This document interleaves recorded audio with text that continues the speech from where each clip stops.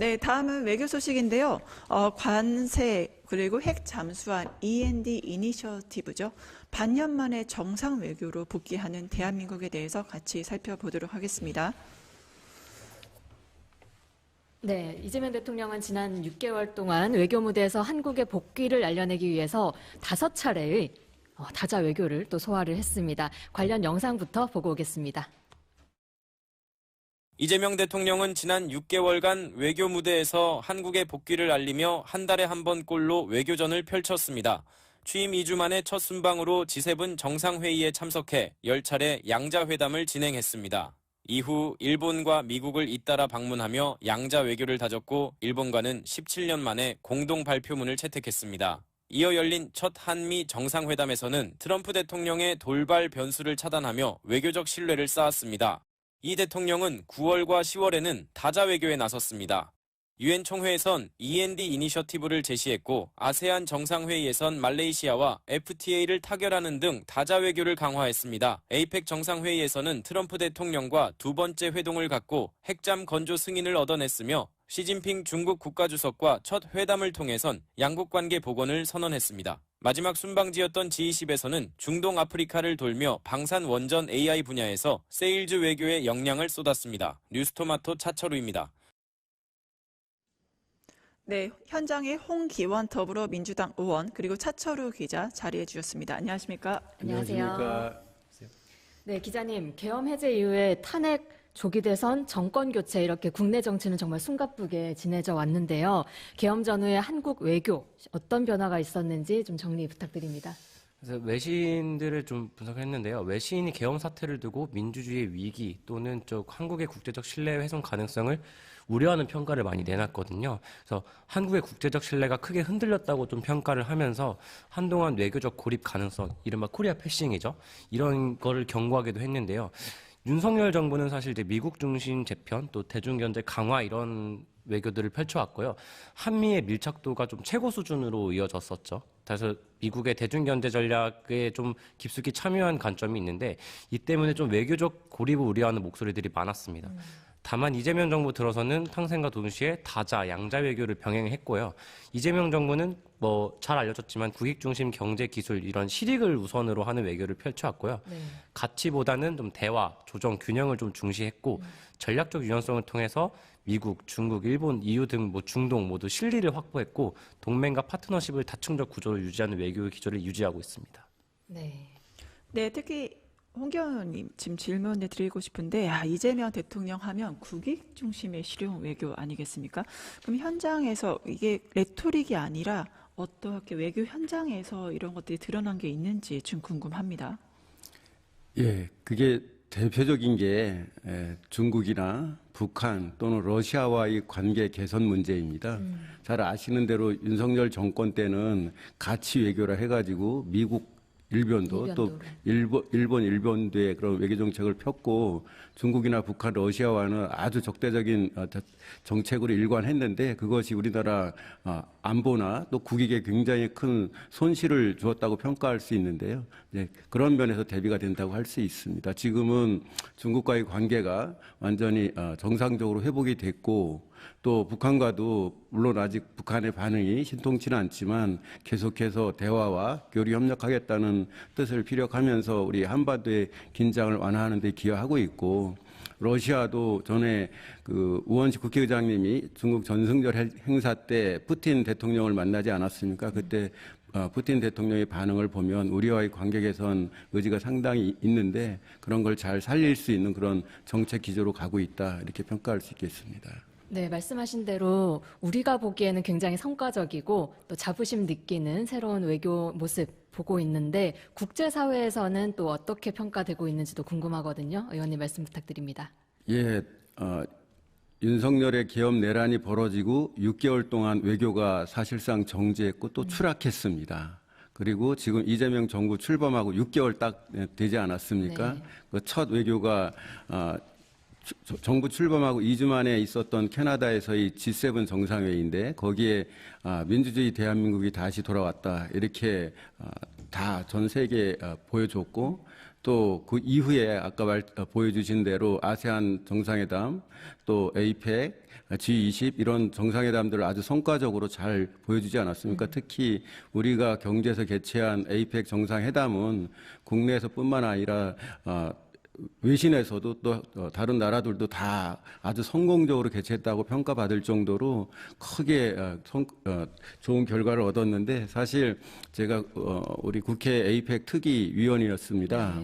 근데 지난 윤석열 정권 내란 이후에 6개월 동안 사실 중앙정부 차원에서의 그런 준비, 관리, 관심 이게 많이 부족해서 성공적으로 잘 할 수 있을지 굉장히 걱정이 컸었는데 내용적으로나 형식적으로나 여러 면에서 큰 성과를 거둔 것으로 외신에서도 그렇게 많이 평가하고 있습니다. 네, 특히 홍기현 의원님은 외교관 출신의 국회의원이시잖아요. 네. 아무래도 그래서 이재명 표, 이 국익 중심 실용 외교에 대해서 개인적인 평가가 좀 가능하실 것 같은데요. 예. 지금은 글로벌 복합 위기 시대라고 합니다. 그리고 세계의 그런 국제 질서를 이끌어왔던 미국이 가장 내세웠던 가치들을 다 뒤집으면서 세계가 굉장히 지금 혼란스러운 상황입니다. 자유무역 대신 보호무역을 미국이 주창하고 있고 인권도 사실상 팽개치고 동맹은 같이 가자가 아니라 동맹을 때리기 하고 있고 이런 정세 속에서 우리가 과거 정권이 내세웠던 가치외교 이렇게 갔다고 한다면은 지금 우리나라는 더 큰 위기에 처해 있을 거고 또 많은 국익 손실이 있었을 겁니다. 그런 측면에서 이재명 정부의 국익 중심 실용 외교가 큰 의미가 있다고 평가하고 한마디로 말해서 어떤 가치나 이념에 집착하지 않고 어떻게 하는 것이 우리 국익에 또 실용적으로 도움이 되느냐 이런 관점에서 지금 외교를 하고 있다고 생각하고 그게 현 시대 상황에 현 국제 정세에 아주 잘 맞는 그러한 기조라고 생각합니다. 네. 이번에는 기자님께 좀 질문 드리고 싶은데요. 이재명 대통령 하면 특히 세일즈 외교가 주목을 받았잖아요. 방산, 원전, 또 반도체 협력 어떤 성과를 좀 이루었는지 정리 부탁드립니다. 그러니까 이번 G20 계기 중동 아프리카 순방을 보면 좋은데요. 특히 중동 국가에서 두드러졌는데 UAE 아랍에미리트와 전략적 AI의 협력 프레임워크 MOU를 좀 체결하고 초기 투자만 200억 달러에 이르거든요. 이제 하나로 약 29조 원에 해당하는 수치고요. UAE 세계 최대 규모 AI 데이터 센터 구축 프로젝트인 스타게이트 프로젝트에 한국 기업의 참여를 확보하게 됐습니다. 그래서 이런 부분과 그다음에 이집트에서는 3조 원에서 4조 원 규모 카이로 공항 확장 공사 운영에 관한 한국 기업의 참여를 제안받았고 한국과 이집트 포괄적 경제 동반자 협정을 추진했고요. 그다음에 튀르키예에서는 시노프 제2 원전 사업 수주 가능성에 발판을 놓는 원전 협력 관련 MOU를 체결하고 방산, 신재생 에너지, 바이오 분야 협력 증진 및 한 튀르키예 경제 공동위원회 재개도 결정됐습니다. 이 밖에 또 엔디비아도 빼놓을 수가 없잖아요. 이제 이건 에이펙 정상회의 계기 26만 장을 이제 확보가 한 게 또 주요했고요. 그다음에 이 밖에 또 호주, 프랑스, 독일, 뉴질랜드, 취임 거의 모든 양자회담에서 K 방산 경쟁력을 좀 강조하면서 협력 강화가 논의됐습니다. 네, 특히 의원님 우리가 윤석열 발언을 좀 기억하실 텐데 저는 대한민국 1호 영업사원입니다. 하지만 실질적인 성과가 없었죠. 예를 들어서 체코 같은 경우 원전 수주 50년 퍼주기였다 이런 평가가 있는데 지금 다자 외교로 여러 성과를 세일즈 외교를 보이고 있는 이재명 대통령 실제 성과가 있을까요? 예, 방금 우리 차지우 기자께서 설명을 해주셨지만은 지금 우리의 지금 핵심 협력 사업들이 AI, 방산, 원전 이런 건데요. 특히 AI 경우는 이재명 정부에서 3대 국정과제에 늘 정도로 역점을 두고 있는데 우리가 기술면에서 그리고 국가적 위치면에서 상당히 다른 나라들과 협력하기가 좋은 그런 입지에 있습니다. 왜냐하면 AI 강국이 사실 미국과 중국인데 그런 나라들과 다른 나라들이 협력하는 것은 많은 부담이 있거든요. 왜냐하면 잘못되면 종속될 수도 있고 좀 하위 위치에 갈 수도 있는데 우리나라의 경우는 부담이 없는 나라입니다. 그 AI 같은 분야에서 협력하는 게 또 대표적인 게 방산입니다. 방산 강국들이 미국이나 프랑스나 러시아나 이런 나라들인데 그런 나라들과 협력하는 것은 여러 가지 부작용이 있을 수 있는데 우리나라는 중견 국가이기 때문에 우리나라와 협력하는 방산 분야에서 협력하는 나라들은 국가적으로나 또는 안보적으로 부담이 없습니다. 그리고 우리가 방산의 제조 능력은 지난번 폴란드에게 각종 방산 물자를 공급하면서 많은 나라들에게 아주 우리는 시간도 잘 맞추고 품질도 우수하고 가격도 훌륭한 그런 나라로 평가받고 있거든요. 그래서 AI나 방산 그리고 또 새롭게 부상하는 원전 이런 분야들이 우리가 아주 좋은 성과를 낼 수 있는 분야들인데 이재명 정부가 그러한 특징을 잘 살려서 이렇게 여러 나라들과 좋은 결과를 얻고 있다고 생각합니다. 다만 이런 부분들이 실제로 결과를 내는 데까지는 상당한 노력과 시간이 필요합니다. 그래서 우리 국민께서도 또 야당에서도 협력해서 우리가 외교적으로 경제적 성과까지 얻을 수 있도록 그러한 분위기로 갔으면 좋겠습니다. 네, 원님 아무래도 마지막 질문이 될 것 같은데요. 지금 더불어민주당 의원으로 활동하고 계시니까 사실 한미 관세 협상 체결이 된 다음에 이게 불확실성이 없어지니까 이제 환율 문제도 해결되고 먹거리, 민생 경제 나아질 거다라고 하지만 바닥 민심은 어렵습니다. 민주당이 이 민생 경제 위기 어떻게 타파할 계획인가요? 예, 이재명 정부 출범한 지 6개월이 돼서 외교 안보 쪽에서는 이제 많은 성과를 냈는데 지금 말씀하신 그 실물 경제, 민생 경제는 여전히 어려운 게 현실입니다.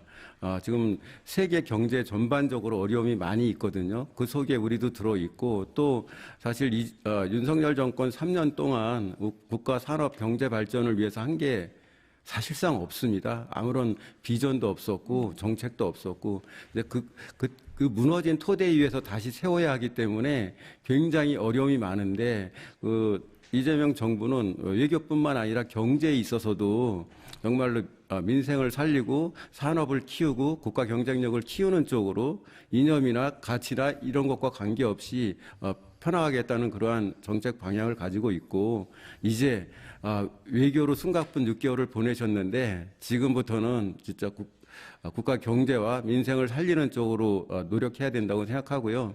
그런 면에서 코스피 5천 비전을 가지고 있고 또 AI라든지 방산이라든지 원전이라든지 새로운 신산업들을 키우기 위한 노력들을 하고 있잖아요. 그런 과정 속에서 이제 한미 투자 협정이 큰 의미를 갖는 거라고 생각을 하는데 사실 투자 협약은 저도 좀 불만이 많이 있습니다. 워낙 기울어진 운동장에서 시작해서 우리가 최선의 결과를 얻었다고는 하지만 미국에게 일방적으로 유리한 그런 협정이거든요. 앞으로 우리가 미국에 2천억 불을 투자하기로 돼 있는데 거기에서도 손실 보지 않고 성과를 얻을 수 있도록 투자 분야 잘 고르고 관리 잘하는 게 또 우리 정부와 국회의 역할이라고 생각합니다. 네, 지금까지 홍기원 더불어민주당 의원님 그리고 차철우 기자님과 함께했습니다. 출연해주신 두 분 감사합니다. 감사합니다.